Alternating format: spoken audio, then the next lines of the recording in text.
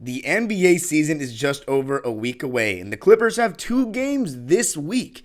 And going into the season, I'm looking at each player. What is my projection for each player? And finally, in this episode, I'm going to be getting into the player projections, starting from the top with number 2, and as Eric Smith would say, from Moreno Valley, number 2, Kawhi Leonard. Let's get into it. What's Kawhi going to be like this year? What's his role? What does he need to do? Going to be talking about it on today's Locked On Clippers.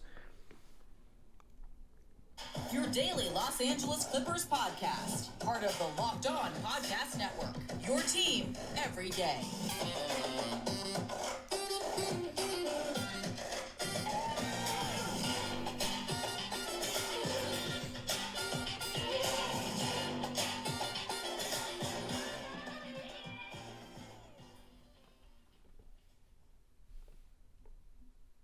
Yes, sir. You are locking in with the Clips. Thank you for making Locked On Clippers the first listen of your day. Your team every day. I'm your host, Darian Vaziri, born and raised in LA, and in the final week of preseason of my 19th season as a Clipper fan. You can also follow me on Twitter and Instagram at DimeDropperPod and subscribe to my own YouTube channel, Dime Dropper, for even more LA Clipper, LA Sports, and NBA content. And Locked On Clippers is free and available wherever you get your podcasts, including YouTube, where I want you to let me know what you think Kawhi Leonard is going to do this season statistically. Give me what you think his numbers are going to be, at least points, rebounds, assists. You can go even further if you want, but let me know anything about Kawhi. And this episode is brought to you by Game Time. Find the best deals on last-minute tickets with Game Time on the Game Time app. Just download the Game Time app, create an account, and use code LOCKEDONNBA for $20 off your first purchase.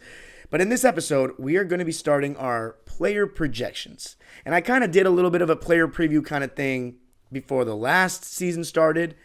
I haven't really done one this season, so let's talk about all things Kawhi in this one, from this being such a big season for Kawhi's legacy. What does it mean for his Clipper legacy?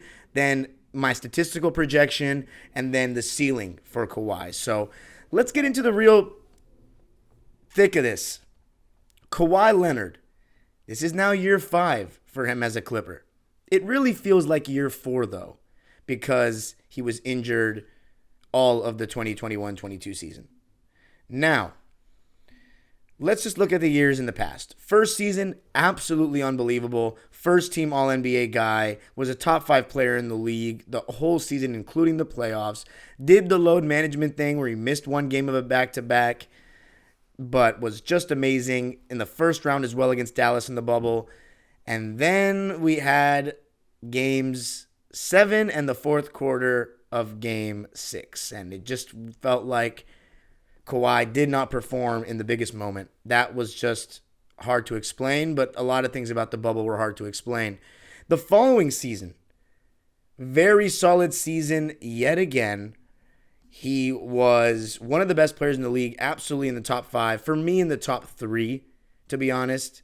Although, actually, you know what? Let's go with top 5 for now, because Giannis, Steph, and KD were just amazing. But he was first team All-NBA that season. Actually, he was second team All-NBA in 2020. My mistake. First team in 2021. So 2021, he was just awesome. Wasn't doing load management for a while, and then he had that foot injury, which caused him to miss a decent chunk of games later in the season. Then he load managed one game on a back-to-back. Had that broken face thing in the beginning, that facial contusion against Denver on Christmas, which was only the second game of the season that season, because remember, because of the bubble, they had a later start on December, I believe, like 22nd or 21st. But great season for Kawhi, playing at a historically great level, especially for a Clipper player, in the first round. And then you know what's next. The ACL injury in Game 4 against the Jazz that not only set us back that season and caused our eventual elimination to the Phoenix Suns, but basically ensured that we would not basically, actually, ensured that we would not be able to win the title in 2022. At the time, we didn't know he'd missed the whole season, but we basically lost 2 seasons of contention to win the championship with the ACL injury to Kawhi. Last season, he comes back, is on a minutes restriction, had that setback in the beginning of the season where he was just listed out day to day every single game as if it was a 50-50 chance he could play or not. But he missed over 10, I think it was 10 games on the money, and then came back for that 3-game homestand, sprained his ankle against Utah, missed another 6-7 games, and then came back against Charlotte and made that game winner against Charlotte, which is one of his 2-game winners as a Clipper. But slowly but surely, when he got off the minutes restriction, and then in the calendar year of 2023, he was a top 10 player in the NBA, maybe even top 5 when he was playing. He did miss 30 games, but remember, he missed 19 of the first 24. So he was relatively healthy the whole rest of the year before he tore his meniscus against the Suns.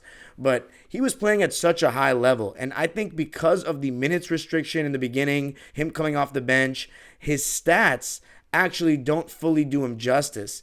Because for the season, he averaged 24 points a game, 6.5 boards, 4 assists on 51% shooting, 42% from 3, 87 from the line. Oh my God, those are still really good stats. But if you actually took away those early games, then it looks even better. Now, let's see if I can find maybe a little post-All-Star break, pre-All-Star break right here. I didn't have it prepared, but let me give you a little something. I mean, for my eye test, he was playing top 10, top 5 level. I'd probably even say top 5 just because I like the way Kawhi Leonard plays better than a lot of people, or than a lot of players. But let's see. Post-All-Star break, he averaged 27 points, 7 rebounds, 4 assists on 54% shooting, 47% from 3. I repeat, 47% from 3, and then 87 from the line. So that was 18 games in total that he played post-All-Star break. He was playing amazing. Those are incredible numbers. And you know, with Kawhi, you're always going to get solid defense as well. So he was playing at such a high level. I think people forget, obviously in the playoffs, incredible those first 2 games. We got the split that we wanted, and the injury happened. So as far as this season, look, a lot of people have counted Kawhi out. I'm not going to lie. To a degree, I kind of have, in terms of being healthy. He wasn't able to play 10 consecutive games last season, but he was playing at such a high level that it makes you think, God, if we can keep this guy healthy for one full playoff run, the sky's the limit. We've seen what he can do in Toronto. We saw what he was doing in 2017 with the Spurs before Zaza injured him. Again, there's always a goddamn injury when it comes to Kawhi in the playoffs. It's so unfortunate, and that's why people have lost faith in him. It's not that anyone has a critique over his basketball. Nobody does. It's all about getting on the court, the reputation that he's created for himself now as, you know, the guy that did have load management coined for his program of playing one game of a back-to-back to load manage his quad tendinopathy, his badly banged up knees. I've heard from people that his knees are in a lot worse shape than people realize. I'm saying I've heard this for a couple of years, not like it's a new thing. The fact that he can still play at a high level is quite remarkable.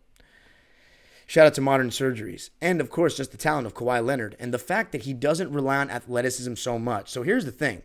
I still expect Kawhi, especially with the weight he's lost just a little bit. I don't know how much, but he clearly looks a little slimmer.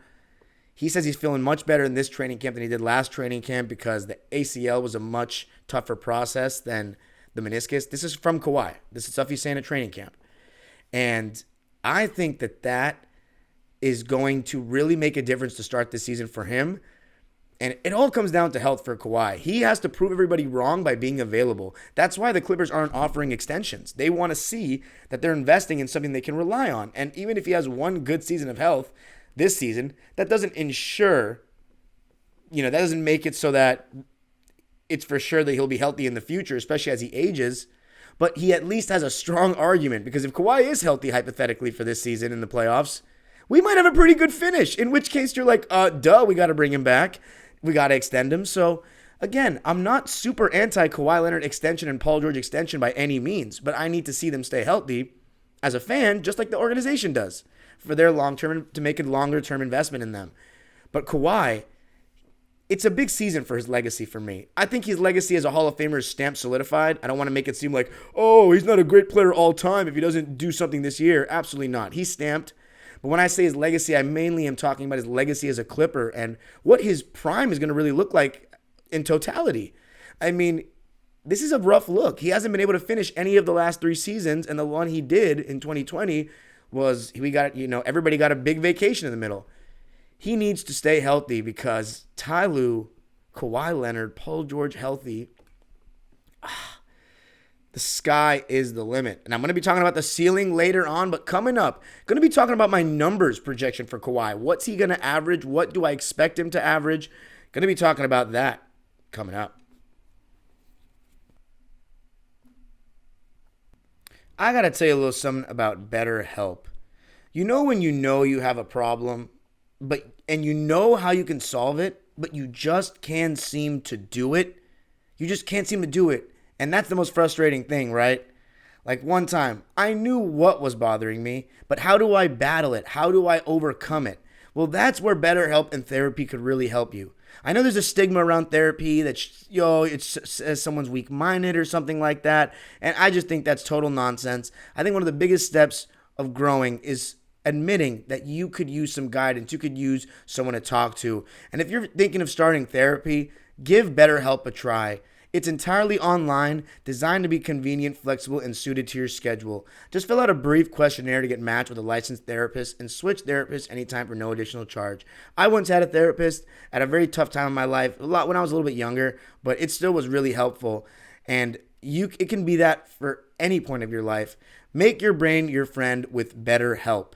Visit BetterHelp.com/LockedOnNBA today to get 10% off your first month. That's BetterHelp. BetterHelp.com/LockedOnNBA. Thanks for making Locked On Clippers your first listen every day. Every day is tomorrow on the show, we're going to be reacting to the annual NBA GM survey. Let's see what they said about the Clippers, individual player projections, predictions for awards. Going to be getting into all of that on the Tuesday show. But let's talk about Kawhi a little bit more. Number 2, the greatest player in terms of talent that the Clippers have ever had. When I say talent, I mean just how good of a basketball player they are. He's not the greatest Clipper ever, as I talked about in my episode with Shap. Go check that out if you haven't. But when he's playing at his best, there's no Clipper that has played basketball that is better than him, at least not in the LA era. You want to go back to McAdoo, I got to watch the film on that. But as far as in Los Angeles, nobody is as good as Kawhi when he's playing, right? He has the potential to be the greatest Clipper of all time. When we got him, I thought, oh my God, the stage is set for Kawhi Leonard to be the greatest Clipper of all time. That dream is not over. Again, it comes down to proving everyone wrong, including people like myself, that he can't make it through a full finals run or whatever. If he can play 60-plus games and stay healthy for the playoffs, I promise you the respect will be back, and everyone's going to be talking about how great Kawhi is again. Seriously. The thing about the difference between me and some other people is other people are acting like he just didn't even suit up last year, like he didn't play at such a high level. I'm just concerned if he can stay healthy or not. But when he's on the court, I'm going to cherish it. Even when we lose, I'm going to still cherish it. I'm going to be like, Kawhi is playing in a Clipper uniform, best player when he's playing, as Clipper of all time. It's just, I don't want to take that for granted, especially because I have my season ticket this year. I would love if that can be 60-plus games of health. Because if it is, I think we're getting the top 3 seed. I really do. Even without making another move for a star like Harden or whatever, I think we can win 50-plus games, be a top 3 seed if Kawhi plays 60-plus. I really do. Now, granted, Paul George still needs to play 60-plus as well for me. At the minimum, let's say Kawhi plays over 60, Paul George needs to play over 50. Hopefully 55 or more. The guy played 56 games last year. It still just didn't feel like enough. He can play 60. I'd hope so. But that's really all it comes down to. People are really counting out all the Clipper players, especially their stars, the big 3, Westbrook, Paul George, and Kawhi. But that's honestly the way we like it. People were not really taking us seriously to win a ring in 2021 after what they saw in 2020. They said, oh, they still should have that expectation, but I don't expect it. They should have that expectation, but I don't expect it. These are fans of other teams. And we showed we were legit. Ty Lue made the difference. Paul George got over the hump. That mental barrier that, he had some rough postseasons leading up to that 2021 run. Obviously, he had the injuries with the shoulders against Portland, but the stuff, if you go back and watch that series, Clipper Nation, because now that we're unbiased and we've had Paul George and we've seen his highs and lows, I want you to go back and watch that series after Game 1, because Game 1 you could clearly tell the shoulders were bothering him. Go back and watch that series and tell me that you don't see him make those same mistakes when he's healthy. That's all I got to say. Paul George, the mistakes that he was making were not about, field goal percentage and his shot didn't look good because his shoulders were hurting. It was very timely turnovers and certain things of that nature, which we've seen him do. when he's healthy for the Clippers. So my point is he had some bad postseasons leading up to, and granted, he's played through a lot of injury. I will give him that before he got over that hump in 2021. But he was counted out majorly. And I think that's where the Clippers thrive. I feel like the championship season, if it happens, especially for this team, is going to be a season where they don't really have the spotlight on them, and then they make the spotlight get on them with the way that they're playing. And by doing it in a little bit of silence. And I think that's what this season is leading up to be if they don't change the roster, potentially. If we see everybody, including Ty Lue, do what they're supposed to. And for Kawhi Leonard, let's talk about the numbers. Here's what I've got him averaging. 26 points a game, 7 rebounds, because I think he's going to play more minutes at the 4 position this season.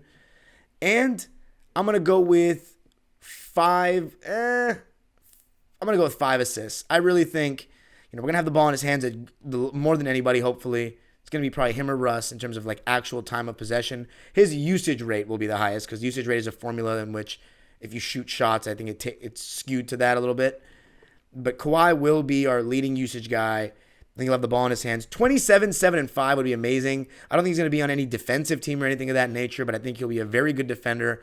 I see him averaging 52% shooting, 39 from 3, 87 from the line. Those are my expectations for Kawhi, and hopefully 66 games, so he's eligible for MVP. Now, what do I actually think? I'm going to say 60. I'm not going to guess underneath. I'm going to guess 60. Why not? And that eliminates him from award contention, but doesn't matter. If he plays 60 games, that's part of my threshold, right? The 60-game threshold. I had it last year. Neither of them met it, and we didn't get a top 3 seed. Figures, right? And there were a lot of other things that went wrong as well, from coaching and Reggie Jackson and Marcus Morris falling off a cliff. When I say coaching, I mean, playing Marcus Morris and Reggie too long, not playing Terrence Mann, exiling Rocco, all these different things. So Kawhi Leonard, this is a huge season for him, especially when I talk about not just his prime legacy, his Clipper legacy. I mean, come on. Your claim to fame can't just be that you came to the Clippers and you beat the Dallas Mavericks, which we should have beaten. We made that series way too tough. Kawhi needs to have a bigger highlight as a Clipper than that. I mean, come on. This is his hometown team. I know he's not from LA County, from Riverside County, but he's from SoCal. He chose to come here. He's the first free agent to really choose to come to the Clippers, and he did it at the top of the NBA mountain, the Finals MVP. People are talking about you as the best player in the world. He did that, and he came to the Clippers, the team that Donald Sterling once owned. The Little Brothers, the B team of Los Angeles. He chose it when he could have joined a super team and probably gotten a guaranteed championship. He chose that. That's amazing. But when we got him, not just Clipper fans, but everyone thought there'd be more to show than this. And hopefully this is the year he does it. And coming up, going to be talking about the ceiling for Kawhi Leonard and this Clipper team on this upcoming season. I got to tell you a little something about Game Time. Game Time is the best place to get the greatest deals on last-minute tickets. There are going to be times in life, and I've had them before, where you don't know if you can go to a game till the last minute. You just want to get a good deal. Maybe you were eyeing something, but you didn't know you could go till the last second, and then boom, that offer that you were staring at or that deal is gone. But with Game Time, you don't have to worry about any of those things because they've got killer last-minute deals on everything. Game Time has deals on tickets right up to the start of the event, even an hour after it starts, so you can still get in a little bit late if you're really running late. It's the place to find last-minute seats. Just download the Game Time app, create an account, and use code LOCKEDONNBA for $20 off your first purchase. Take the guesswork out of buying tickets with Game Time. Terms apply. Again, create an account and redeem code LOCKEDON NBA, so that's 2 N's back to back, Locked On NBA for $20 off. Download Game Time today. Last minute tickets, lowest price, guarantee.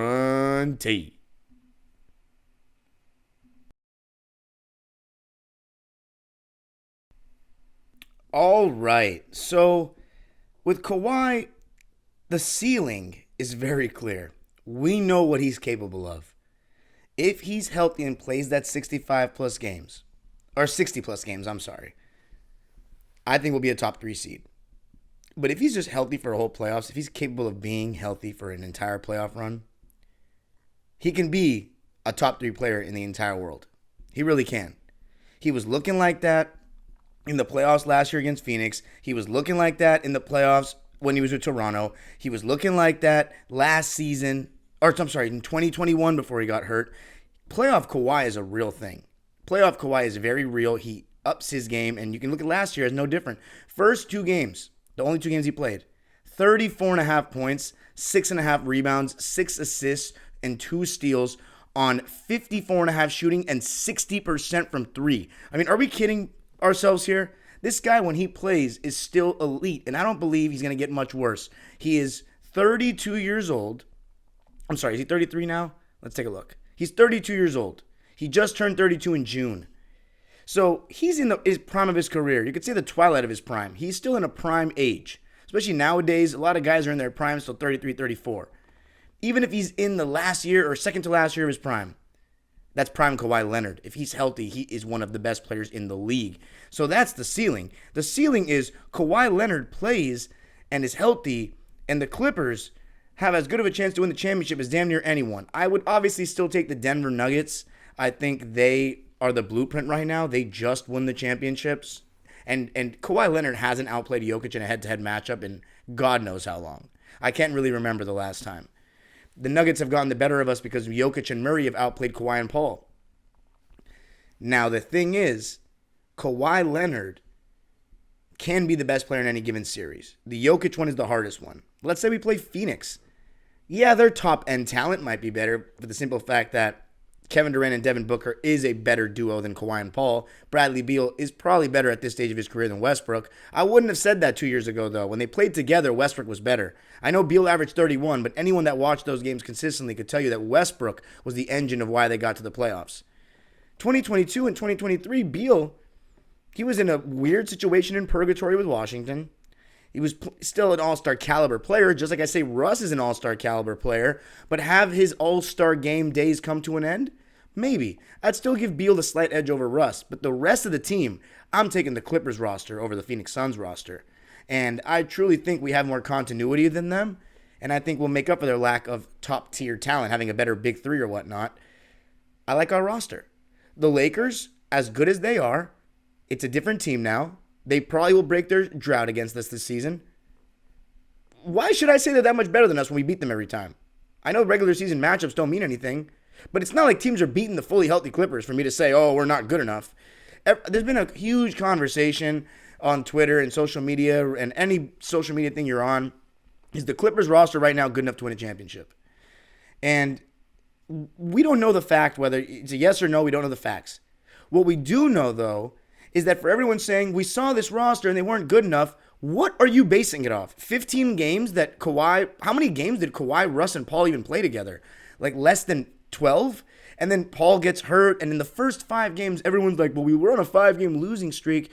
It was not easy to integrate such an impactful player into the team like that, in a snap of a finger in a crucial stretch of the season where you're playing against really good teams, Sacramento twice, Golden State, Denver on the road, the toughest matchup of the season last year for any team at Denver.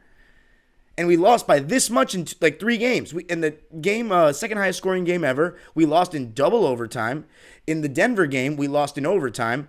And in the game where Russell Westbrook couldn't catch the ball that one time at Sacramento, we didn't even have Kawhi, and we lost by like 1 point.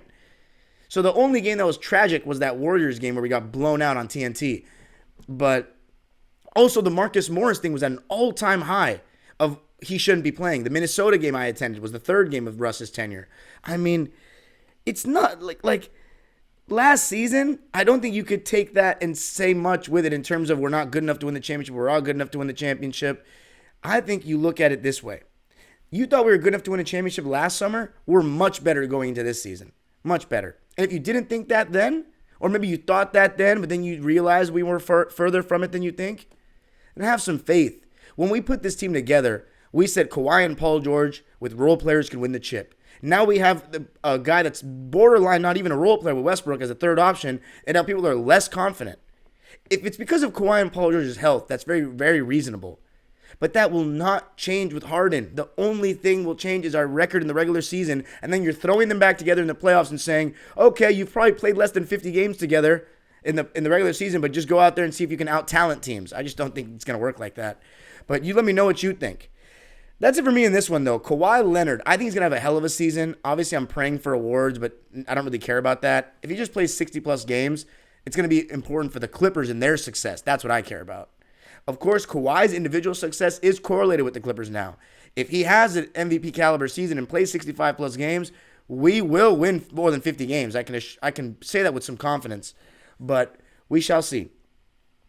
You can follow me on Twitter and Instagram at DimeDropperPod. Subscribe to my own YouTube channel Dime Dropper, for even more LA Clipper, LA Sports, and NBA content. And Locked On Clippers is free and available wherever you get your podcast. Let me know what you think. Give me your numbers projection for Kawhi Leonard, or tell me anything about the Claw. The age-old proverb continues, go Clippers.